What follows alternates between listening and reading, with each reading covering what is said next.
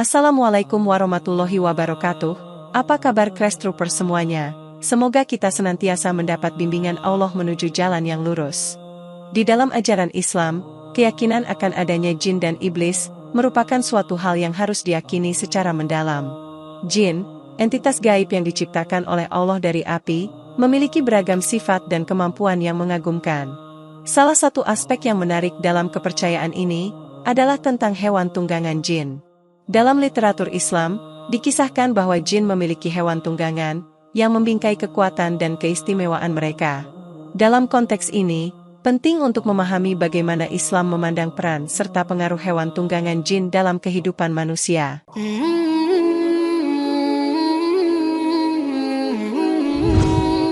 Dalam ajaran Islam, kuda dipandang sebagai salah satu makhluk ciptaan Allah yang memiliki kekuatan dan keistimewaan tertentu. Namun seperti yang terungkap dalam ayat Al-Quran Surat Al-Isra ayat 64, kuda juga dapat digunakan oleh setan sebagai bagian dari pasukan mereka. Allah berfirman, "Dan hasunglah siapa yang kamu sanggupi di antara mereka dengan ajakanmu, dan kerahkanlah terhadap mereka pasukan berkuda dan pasukanmu yang berjalan kaki, dan berserikatlah dengan mereka pada harta dan anak-anak, dan berilah janji kepada mereka. Dan tidak ada yang dijanjikan oleh syaitan kepada mereka, melainkan tipuan belaka." Pasukan setan yang dipimpin oleh iblis, terdiri dari berbagai jenis tentara, termasuk batalion kavaleri dan infanteri, seperti dalam firman Allah tersebut. Mereka menggunakan segala cara, termasuk ajakan dan tipuan, untuk menyesatkan manusia, dan membawa mereka ke dalam kegelapan. Ayat tersebut menggambarkan betapa mereka menggunakan kekuatan pasukan berkuda dan pasukan berjalan kaki, serta memanfaatkan harta, anak-anak, dan segala janji palsu untuk mencapai tujuan mereka. Sejarah terbentuknya pasukan setan ini terkait dengan saat iblis menolak untuk bersujud kepada Nabi Adam atas perintah Allah. Dalam ayat sebelumnya Allah berfirman, "Pergilah, barang siapa di antara mereka yang mengikuti kamu, maka sesungguhnya neraka jahanam adalah balasanmu semua, sebagai suatu pembalasan yang cukup." Dalam konteks ini, penting bagi umat Islam untuk waspada terhadap tipuan dan godaan setan, serta untuk memperkuat iman dan keteguhan hati dalam menghadapi segala godaan yang muncul. Kuda, sebagai salah satu bagian dari pasukan setan tersebut, haruslah diwaspadai oleh umat manusia agar tidak terjerumus dalam tipu daya setan, dan tetap berpegang teguh pada ajaran Islam yang benar. Kedua, bangkai dan tulang hewan. Dalam hadis yang dikutip dari hadits riwayat Muslim nomor 450, disebutkan bahwa tulang-tulang hewan yang disembelih dengan menyebut nama Allah atasnya, merupakan makanan bagi golongan jin. Begitu juga dengan kotoran binatang, yang juga dianggap sebagai makanan bagi jin. Oleh karena itu, manusia dilarang untuk beristinjak dengan keduanya, karena keduanya dianggap sebagai makanan bagi saudara-saudara jin. Para pakar supranatural mengaitkan hal ini dengan kepercayaan bahwa di alam jin, bangkai hewan dan tulang belulangnya dapat menjadi benda yang dihidupkan seperti zombie, dan digunakan sebagai tunggangan para jin. Oleh karena itu, sebagai tindakan pencegahan dan penghormatan terhadap keberadaan jin, disarankan agar jika ada bangkai hewan, baik berupa bangkai hewan ternak ataupun tulang belulang, segera dibuang keluar rumah.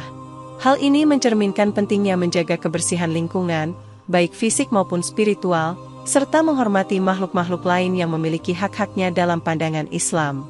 Dengan demikian, umat Islam diajarkan untuk memperlakukan dengan baik segala makhluk ciptaan Allah, termasuk golongan jin, sebagaimana yang diajarkan dalam ajaran Islam. Dalam ajaran Islam, ular memiliki konotasi khusus terkait dengan peristiwa di surga yang melibatkan godaan kepada Nabi Adam dan Hawa untuk memakan buah terlarang. Ular sebagai hewan yang menyelinap dan bersekongkol dengan iblis dalam mempengaruhi manusia, menjadi simbol kejahatan dan godaan yang harus diwaspadai oleh umat manusia. Rasulullah memberikan petunjuk mengenai pentingnya untuk menghindari ular, terutama jenis ular tertentu yang dapat menjadi bahaya bagi manusia. Dalam sebuah hadis yang diriwayatkan oleh Muslim, disebutkan bahwa ular dengan ciri-ciri tertentu, seperti memiliki 2 garis putih di punggungnya atau memiliki ekor yang buntung, dapat memiliki dampak yang merugikan, termasuk dapat membuat mata buta, dan bahkan dapat menggugurkan kandungan. Selain itu, hadis juga menyebutkan bahwa ada jin yang berupa ular yang dapat mendiami rumah-rumah manusia. Jika jin ular ini tidak menghilang setelah diminta keluar sebanyak 3 kali, disarankan untuk membunuhnya. Hal ini menunjukkan betapa pentingnya menjaga diri dari bahaya yang mungkin disebabkan oleh keberadaan ular dan jin-jin yang berwujud ular tersebut. Dalam konteks ini, umat Islam diajarkan untuk selalu waspada terhadap godaan setan yang dapat muncul dalam berbagai bentuk termasuk melalui hewan seperti ular.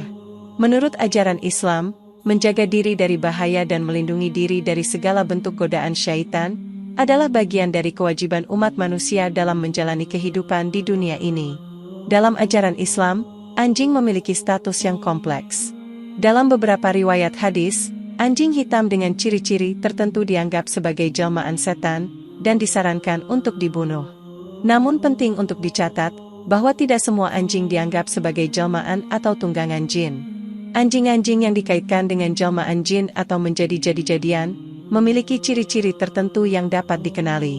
Umumnya, anjing jelmaan jin memiliki bulu hitam yang mengkilap, seringkali dengan tanda bulatan putih di atas mata, serta cenderung memiliki air liur yang berlebihan, dan perilaku agresif atau suka menyerang. Umat Islam diajarkan untuk memperlakukan hewan dengan baik dan tidak sembarangan membunuhnya, kecuali dalam kondisi tertentu yang diatur dalam ajaran agama. Sebagai umat Islam, penting untuk memahami bahwa kepercayaan terhadap anjing sebagai jelmaan jin atau tunggangan setan merupakan bagian dari warisan budaya dan kepercayaan masyarakat yang berbeda. Namun dalam menghadapi hewan-hewan tersebut, kita harus tetap memperlakukan mereka dengan kasih sayang dan kehati-hatian yang sesuai dengan ajaran Islam. Dalam ajaran Islam, kalajengking dianggap sebagai salah satu hewan yang termasuk dalam kategori fasik, yang artinya hewan yang tidak baik.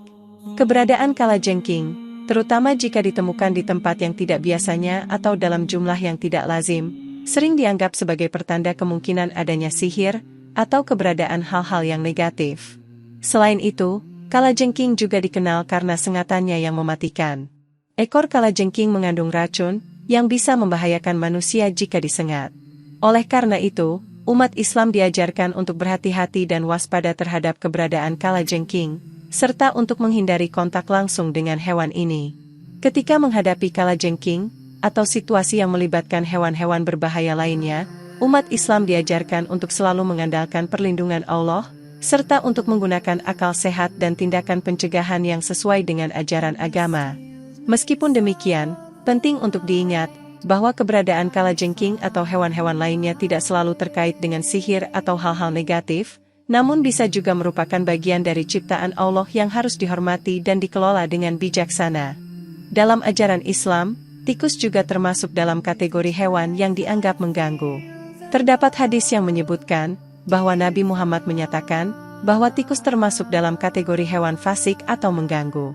Selain itu, dalam kepercayaan Islam, tikus juga dianggap sebagai hewan yang sering digunakan oleh setan untuk melakukan kerusakan dan menyebarkan bencana. Tikus sering dikaitkan dengan perilaku merusak, seperti memakan makanan yang disimpan manusia, merusak barang-barang, atau bahkan memakan kitab-kitab ilmu dan pakaian penutup aurat muslim. Oleh karena itu, keberadaan tikus di sekitar tempat tinggal atau tempat penyimpanan makanan dianggap sebagai hal yang tidak diinginkan dan perlu diwaspadai. Sebagai umat Islam, kita diajarkan untuk menjaga kebersihan dan kesehatan lingkungan, termasuk dari ancaman yang ditimbulkan oleh hewan-hewan seperti tikus. Meskipun tikus adalah bagian dari ciptaan Allah yang harus dihormati, kita juga diinstruksikan untuk mengambil langkah-langkah yang diperlukan untuk mengendalikan populasi tikus dan mencegah kerusakan atau penyakit yang dapat disebabkan oleh keberadaan mereka.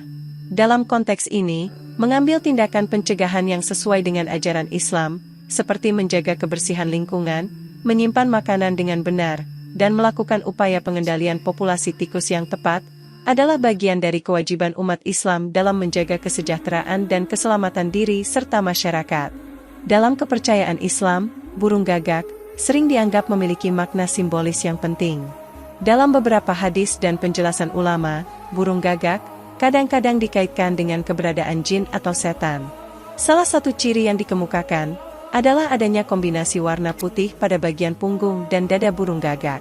Dikatakan bahwa burung gagak dengan ciri-ciri tersebut mungkin merupakan jelmaan atau menjadi sarana yang digunakan oleh jin atau setan untuk menyebarkan ketakutan atau menandakan akan adanya kematian. Mereka sering dianggap muncul di sekitar tempat-tempat yang dihubungkan dengan kematian, atau kejadian-kejadian yang menakutkan. Namun penting untuk dicatat, bahwa kepercayaan ini adalah bagian dari warisan budaya dan kepercayaan masyarakat yang berbeda-beda. Sebagian besar ulama menyatakan, bahwa tidak semua burung gagak memiliki kaitan dengan jin atau setan, dan bahwa tidak boleh dipercaya begitu saja tanpa bukti yang kuat. Dalam cerita yang disebutkan dalam hadis dari Aisyah, terdapat catatan bahwa cicak telah membantu menyemburkan api ketika Nabi Ibrahim dibakar oleh Raja Namrud. Meskipun secara ilmiah tidak terlalu jelas bagaimana cicak bisa melakukan hal tersebut, namun menurut ulama, ini bisa dikaitkan dengan keberadaan jin yang menunggangi atau merasuki hewan tersebut.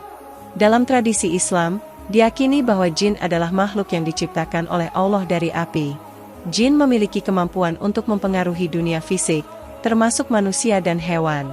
Dalam konteks ini, jika cicak ditunggangi oleh jin, terutama jin yang terbuat dari api, maka dapat dipahami bahwa kemampuan tersebut juga diperoleh oleh cicak. Iblis sebagai pemimpin dari golongan jin yang durhaka, dapat memberikan dukungan atau bantuan kepada jin yang menunggangi cicak, untuk melakukan tindakan yang merugikan manusia atau melanggar ketentuan Allah. Dengan demikian, diyakini bahwa kemampuan cicak untuk menyemburkan api dapat terjadi, karena adanya pengaruh jin yang bekerja atas perintah iblis. Dalam konteks ini, penting bagi umat Islam untuk memahami, bahwa kekuatan dan kemampuan yang di luar akal sehat atau kebiasaan alamiah, seperti kemampuan cicak untuk menyemburkan api, dapat berasal dari pengaruh jin yang berasal dari api dan diperintah oleh iblis. Oleh karena itu, sebagai umat Islam, penting untuk selalu waspada terhadap pengaruh jahat dari setan dan jin, serta memohon perlindungan kepada Allah dari segala bentuk godaan dan tipu daya mereka. Dalam mitologi Timur Tengah dan tradisi Islam, terdapat keyakinan bahwa iblis digambarkan sebagai bersayap kelelawar, atau menggunakan kelelawar sebagai hewan tunggangannya. Kelelawar diyakini telah ditugaskan oleh iblis, untuk menyebar penyakit dan masuk ke dalam rumah-rumah manusia. Bahkan, kelelawar diketahui sebagai pembawa banyak virus penyakit, dengan lebih dari 137 jenis virus yang telah diidentifikasi oleh ilmu pengetahuan. Dari perspektif fikih Islam, ulama mengambil tindakan tegas dengan mengharamkan konsumsi kelelawar. Hal ini disebabkan oleh dua alasan utama. Pertama, kelelawar dianggap sebagai hewan yang tidak layak dikonsumsi karena karakteristiknya yang berbahaya dan membawa penyakit. Kedua, karena kelelawar dihubungkan dengan keberadaan iblis dan pengaruh jahatnya dalam tradisi Islam, jadi mengonsumsi daging kelelawar juga dianggap sebagai tindakan yang dapat membawa dampak buruk secara spiritual. Oleh karena itu, larangan mengkonsumsi kelelawar dalam Islam tidak hanya didasarkan pada pertimbangan kesehatan fisik, tetapi juga mempertimbangkan aspek-aspek spiritual dan kepercayaan terhadap pengaruh jahat dari iblis. Dalam pandangan Islam, menjaga kesehatan fisik dan spiritual adalah bagian dari ibadah, dan oleh karena itu, mematuhi larangan terhadap konsumsi kelelawar adalah bagian dari ketaatan kepada ajaran agama. Hewan luwing atau kaki seribu dikenal karena perilaku dan dampak kesehatannya yang mengganggu, terutama terhadap anak-anak. Dalam tradisi dan kepercayaan lokal, luwing seringkali dianggap sebagai hewan tunggangan jin yang mengincar anak-anak, dan keberadaannya dapat menyebabkan berbagai masalah kesehatan. Luwing cenderung muncul setelah hujan dan pada kondisi lembab, ketika mereka keluar dari tanah, dan masuk ke dalam rumah-rumah penduduk.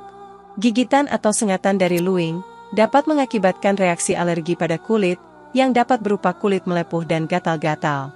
Selain itu, racun yang disebarkan oleh luwing melalui gigitannya dapat menyebabkan seseorang terserang demam, karena racun tersebut menyebar ke dalam pembuluh darah.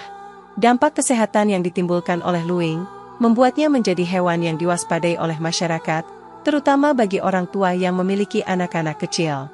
Oleh karena itu, dalam upaya melindungi diri dan keluarga dari bahaya luwing, penting untuk mengambil langkah-langkah pencegahan, seperti membersihkan rumah secara teratur, menjaga kebersihan lingkungan, dan menghindari kontak langsung dengan hewan tersebut.